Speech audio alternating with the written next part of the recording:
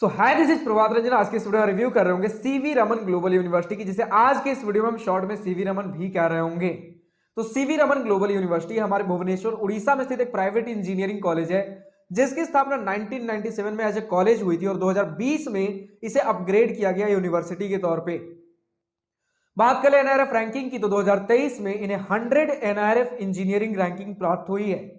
हर college review आज की इस वीडियो में भी सबसे पहले इंटरनेट पर जितना भी डेटा अवेलेबल है, like placements, admission process, cut off fee structure, बहुत क्विकली डिस्कस करने के बाद आराम से इत्मीनान से college and hostel life discuss कर रहे होंगे। तो स्टार्ट कर ले प्लेसमेंट के साथ। तुम्हारे पास 2022 का प्लेसमेंट डेटा अवेलेबल है, जो सीवी रमन ग्लोबल यूनिवर्सिटी ने एनआरएफ के पास सबमिट किया था।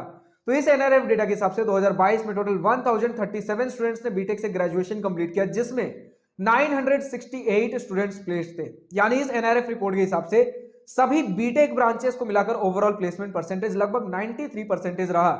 और बात कर ले किस प्रकार के ब्रांचेस है, तो 12 ब्रांचेस तो आपको कंप्यूटर साइंस या फिर कोई कंप्यूटर साइंस का स्पेशलाइजेशन ही देखने को मिल जाएगा। 8 ब्रांचेस आपके कोर ब्रांचेस हैं। तो अगर हम बात कर ले उन 8 कोर ब्रांचेस की, तो आपको देखने को मिल जा रहे होंगे chemical engineering, civil engineering, electrical engineering, electrical and electronic engineering, electronic and communication engineering, mechanical engineering और मरीन इंजीनियरिंग। बट मोस्टली जो भी स्टूडेंट्स एडमिशन ले रहे होते हैं, इनके कंप्यूटर साइंस वाले ही ब्रांचेस में ले रहे होते हैं। मरीन इंजीनियरिंग हो गया, आपके इलेक्ट्रिकल, मैकेनिकल, उतने ज्यादा कुछ खास प्लेसमेंट्स देखने को नहीं मिलते, इसलिए स्टूडेंट्स इन सारे ब्रांचेस को अवॉइड ही कर रहे होते हैं। अब बात कर ले, खैर जिन ब्रांचेस में भी स्टूडेंट्स एडमिशन ले रहे कंप्यूटर साइंस वाले ही सही, तो मीडियन सैलरी सभी बीटेक ब्रांचेस को मिलाकर बताया गया 2022 में 5 एलपीए, और एवरेज पैकेज भी कुछ इसी प्रकार का 5 एलपीए, 6-7 एलपीए के आसपास के पैकेजेस मिल रहे होते हैं। अब बात कर लेकर एडमिशन प्रोसेस की, तो 2 प्रकार का आपको एडमिशन प्रोसेस देखने को मिलेगा, जिसमें सबसे पहला आपका मेरिट बेसिस पर है। मेरिट बेसिस के लिए आप 3 में से कोई एक एग्जाम दे रहे होंगे, जेई मेंस या फिर ओजेडबलई उड़ीसा ज्वाइंट एंट्रेंस एग्जाम, और तीसरा है इनका खुद का इंस्टीट्यूट लेवल एंट्रेंस एग्जाम है, सीजीईटी। इन तीनों में से कोई एक एग्जाम दीजिए और इन तीनों में से किसी एक एग्जाम के मार्क्स के बेसिस पर, रैंक के बेसिस पर आपको इनके खुद के इंस्टीट्यूट लेवल काउंसलिंग में पार्टिसिपेट करना है, और इसी के बेसिस पर आपको बीटेक में या फिर जिस ब्रांचेस में भी आपको एडमिशन लेना है, एडमिशन मिल रहा होगा। दूसरा तरीका है मैनेजमेंट कोटा। प्राइवेट कॉलेज है तो मैनेजमेंट कोटा वाला ऑप्शन रहेगा ही। तो अगर डायरेक्टली आपको इनके मेरिट बेसिस पर एडमिशन नहीं मिल पा रहा, तो मैनेजमेंट कोटा से भी एडमिशन ले सकते हो। बात कर ले कट ऑफ की, तो रिसेंट ईयर्स में इन्होंने अपना कट ऑफ डिटेल्स रिवील नहीं कर रखा, रिलीज नहीं किया है, तो इसके बेसिस पर हम ज्यादा कुछ कट ऑफ के बारे में नहीं कह सकते। बट रिलेटिवली एडमिशन लेना आसान है, बहुत ज्यादा कुछ टफ हेक्टिक प्रोसेस नहीं होता है। कट ऑफ भी उतना ज्यादा कुछ डिजायर्ड नहीं होता, डिमांडेड नहीं होता है। आप एक बार अप्लाई करके देखिए, मिलना होगा तो मिल जाएगा। लेकिन जो भी student CV Raman global university से इस वीडियो को देख रहे हैं, अगर आपके पास कुछ कट ऑफ का ओवरऑल आइडिया भी है, एक अप्रोक्सीमेट अगर आइडिया भी है, तो कमेंट सेक्शन में लिखकर बताना ना भूले। इससे स्टूडेंट्स को एक अप्रोक्सीमेटली आइडिया मिल जाएगा कि अच्छा इसके आसपास भी मेरा रैंक है, तो मुझे एडमिशन मिलने के चांसेज हैं।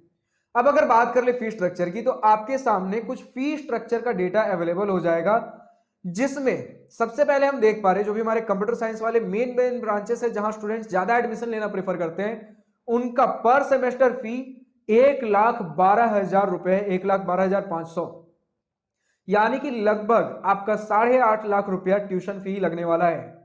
तो बात कर ले कौन से ब्रांचेस है हमारे ये सर है, तो computer science and engineering, computer science and IT, computer engineering, software engineering का स्पेशलाइजेशन है, computer science engineering, AI and ML, computer science engineering, data science, computer science engineering, IoT and cyber security, computer science engineering, cloud computing. तो ये सारे हमारे first category में थे, जिसका पर सेमेस्टर फी 1,12,500 है। दूसरा कैटेगरी आ जाता है आपका, जिसमें पर सेमेस्टर फी 97,500 है। इसमें भी आपके कुछ कंप्यूटर वाले ब्रांचेस और बाकी सारे कोर ब्रांचेस है। अगर सबका नाम ले लूं, तो सबसे पहले computer science and system engineering, फिर उसके बाद computer engineering, computer science engineering, web technology, robotics and artificial intelligence and data science, chemical engineering, civil engineering, electrical engineering, electrical and electronic engineering, electronic and communication engineering, mechanical engineering और marine engineering. तो ये आपके सिर्फ और सिर्फ academic फी या tuition fee बोल सकते हो। काउंसलिंग फी के नाम पे आपका 14,000 रुपया लगेगा। 2023 में आपका ये फी था, तो सिमिलर ही कुछ 2024 में भी रहेगा। हो सकता है थोड़ा बहुत बढ़ जाए, लेकिन मोस्टली आपका सिमिलर इसी के आसपास ही रहने वाला है। ट्रांसपोर्ट फी की बात कर ले, तो अगर आप भुवनेश्वर या कटक से रहते हो तो बस फैसिलिटी प्रोवाइडेड है, जिसमें पर ईयर भुवनेश्वर वाले स्टूडेंट्स अगर बस फैसिलिटी लेते हो तो 18,000 रुपीज पर ईयर होगा, 18,000 पर ईयर, और कटक के लिए 30,000 पर ईयर। वहीं अगर हम बात कर ले हॉस्टल फी की, तो उस केस में आपको देखने को मिलेगा बहुत सारे प्रकार के हॉस्टल्स अवेलेबल हैं।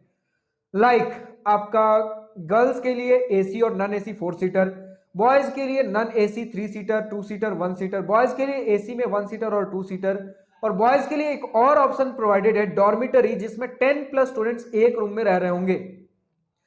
होटल मैनेजमेंट स्टूडेंट्स के लिए आपका बॉयज डॉर्मिटरी वाला होटल मैनेजमेंट स्टूडेंट्स के लिए है, ठीक है। ये आपके बीटेक के लिए नहीं है, जितना डेटा लिखा गया उस सबसे तो मैं यही बता सकता हूं। तो सभी का आप देख सकते हो कि पर सेमेस्टर क्या कुछ चार्जेस लग रहे होंगे हॉस्टल के। और अगर बात कर ले मेस की, तो पर सेमेस्टर 20,000 रुपए सभी के लग रहे होंगे, चाहे आप एसी वाला लो, नॉन एसी लो, 1 सीटर, 2 सीटर, मेस का तो सेमी खाना खाने वाले हो, तो 20,000 रुपए पर सेमेस्टर मेस फी लग रहा होगा। तो फाइनली हम पहुंचते अपने college and hostel life most awaited topic के ऊपर। तो सबसे पहले इसी पॉइंट के साथ स्टार्ट करना चाहूंगा कि जस्ट इस कॉलेज के पहले मैंने एकेटीयू का कुछ प्राइवेट इंजीनियरिंग कॉलेजेस का रिव्यू किया था, ग्रेटर नोएडा वाले कॉलेजेस थे। तो कहां 10 एकड़ 20 एकड़ के आपके कैंपसेस देखने को मिल रहे थे, कंजस्टेड सा कैंपस था, बहुत ज्यादा क्राउड था। लेकिन आज का जब मैं सीवी रमन ग्लोबल यूनिवर्सिटी का जब रिसर्च कर रहा था, तब मुझे थोड़ा खुला खुला सांस आया है। एक थोड़ा सा बड़ा कैंपस एरिया देखने को मिला है, 100 एकड़ का कैंपस एरिया इनके ऑफिशियल वेबसाइट पर लिख रखा गया है, किन्हीं दूसरे वेबसाइट पर 110 एकर्स भी है, लेकिन चलिए ऑफिशियल वेबसाइट की माने 100 एकड़ बहुत बड़ा कैंपस एरिया होता है। ऑफ कोर्स आप आईआईटी एनआईटी से कंपेयर नहीं कर सकते, क्योंकि अगर मैं अभी तक इस जर्नी की कुछ ग्राफ बताऊं, कुछ ग्रोथ बताऊं, तो कुछ इस प्रकार हुआ है। लाइक आपका सबसे पहले मैंने आईआईटी से चालू किया था, तो आईआईटी में ऐसा हुआ कि कहां पर 1000 एकड़, कहीं 1500 एकड़ के भी कैंपस एरिया थे, कहीं 400-500 एकड़ भी। तो यहां पर हमारा आईआईटी का कैंपस एरिया कहीं पर थोड़ा बहुत कम हुआ, कहीं ज्यादा हुआ, कहीं कम हुआ। कभी आईआईटी खड़गपुर का कैंपस एरिया आ गया, फिर इसी के साथ कभी एनआईटीज के कैंपस एरिया में देखने को मिले। तो एनआईटीज भी आपके काफी कुछ आईआईटीज के आसपास ही था। फिर उसके बाद हमें कुछ दूसरे गवर्नमेंट इंजीनियरिंग कॉलेजेस देखने को मिले। फिर आपका मैंने कर्नाटका बेंगलोर वाले जो कॉमेड के कॉलेजेस है, थोड़ा कहीं 10 एकड़, 20 एकड़, 16 एकड़, इस प्रकार के भी, मतलब इतने नीचे तक भी हम गए। फिर इसके बाद एकेटीयू के भी हमने कुछ कॉलेजेस रिव्यू किए, और एमएसटी सीटी भी थे, तो इन्हीं के बीच कुछ 10 एकड़, 20 एकड़, 100 एकड़, 60 एकड़, ये सारे कॉलेजेस भी आते रहे। बट इस जर्नी में मैंने 3-3 एकड़ के भी कॉलेजेस देखे हैं, बहुत छोटे कैंपस एरियाज। तो उसके बाद समझ सकते हो, अगर इतना कुछ देखने के बाद 100 एकड़ का कैंपस एरिया देखूं तो बड़ा ही लगने वाला है। तो उस हिसाब से भी आप समझ के चलिए, अगर आईआईटीज, एनआईटीज, कुछ जीएफटीआईज अगर आपको नहीं मिलते, उस हिसाब से एक इंजीनियरिंग कॉलेज के हिसाब से 100 एकड़ का कैंपस एरिया बड़ा कैंपस एरिया हो रहा होता है, जिसमें आज के हमारे university CV Raman global university में बीटेक के अलावा और बहुत सारे आपको कोर्सेज भी देखने को मिल रहे होते हैं, जिसके वजह से थोड़ा सा क्राउड तो बढ़ जाता है। लेकिन 100 एकड़ का कैंपस एरिया है तो थोड़ा सा खुला खुला भी महसूस होने वाला है, जिसमें एक अच्छा खासा एक clean, lush and green campus देखने को मिल रहा होगा। हरियाली बढ़िया है, आपके बहुत सारे पार्क्स आपको देखने को मिल जाएंगे, ऑडिटोरियम हो गया, जिम हो गया, बहुत सारी फैसिलिटीज आपको देखने को मिलती हैं। इवन स्विमिंग पूल तक देखने को मिलता है, क्योंकि इतने सारे कॉलेजेस रिव्यू करने के बाद अप्रोक्सीमेटली 190 कॉलेजेस अभी तक रिव्यू हो चुके हैं। तो इससे मुझे यही आइडिया मिला है कि देखिए, स्विमिंग पूल है, इसका मतलब ये नहीं कि बहुत तगड़ा इंफ्रास्ट्रक्चर होगा, एकदम हाई फाई लेवल का होगा, लेकिन स्विमिंग पूल हमें यूजुअली उन्हीं कॉलेजेस में देखने को मिलते हैं जिसमें इंफ्रास्ट्रक्चर के ऊपर, फैसिलिटीज के ऊपर अच्छा खासा काम किया गया हो। मतलब चलिए ये फैसिलिटी भी दे देते हैं, वो भी दे देते हैं, मतलब बहुत गिने चुने इंस्टीट्यूट्स में हमें स्विमिंग पूल की फैसिलिटी देखने को मिलती है। लेकिन आज के इस इंस्टीट्यूट में स्विमिंग पूल भी प्रॉपर है, स्पोर्ट्स फैसिलिटी के अंदर भी आपको सब कुछ देखने को मिल रहा होगा, प्रॉपर स्पोर्ट्स फैसिलिटी होगा। लेकिन अगेन कह रहा हूं, जब हम इन कॉलेजेस की बात करते हैं तो आईआईटी एनआईटी थोड़ी देर के लिए दिमाग से निकाल दीजिए, उसके बाद जितने कॉलेजेस बच जाते हैं, इवन अगर आज के इस कॉलेज को कंपेयर करें तो कुछ पीछे वाले जो हमारे एनआईटीज हैं उनके लेवल का इंफ्रास्ट्रक्चर कंपेयर कर सकते हो।